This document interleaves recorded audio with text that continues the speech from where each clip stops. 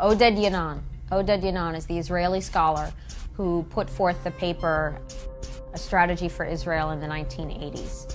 And in that paper, it's a plan that's outlined to basically divide up the Arab world, and Iran too, I believe, into smaller states with the idea that smaller states are weaker states and therefore easier to dominate and control. The goal is divide and conquer. If people are pitted against each other and fighting each other, then they are basically, their attention is diverted, and it's easier for the empire power to take the resources and subjugate the people, and then you have colonialism. So in this paper, there's basically, it was a right-wing proposal, but nevertheless, you see it coming to pass today with the proposal to divide Iraq into three parts, which is not what Iraqis want. Iraqis, the majority of Iraqis want the occupation to end. They want the restoration of Iraq.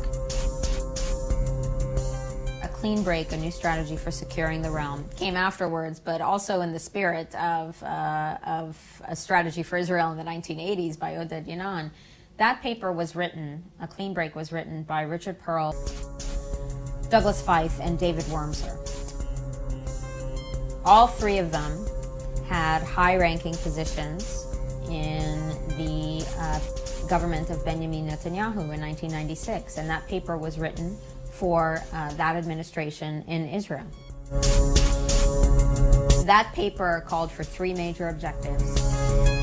Cutting off peace talks with Yasser Arafat, it was 1996, keep in mind. Launching military assaults on the occupied territories of Palestine, and those two things ended up happening. And the third objective was deposing Saddam Hussein.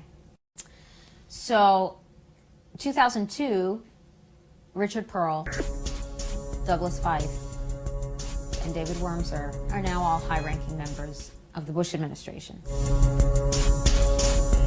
Richard Pearl, head of the Defense Policy Board, which is an advisory group to the Pentagon. A third of its members had ties to companies that got billions of dollars of contracts when we decided to go to war. So again, conflict of interest.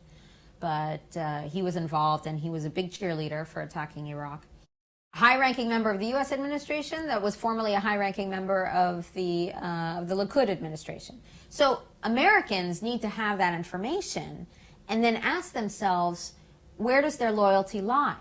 Whose agenda does this serve? Who does this benefit? Does it benefit the American people? Does it defend American national security to send our troops, including the National Guard, 8,000 miles away? Or are you defending the national security of someone a little bit closer in that neighborhood in the Gulf?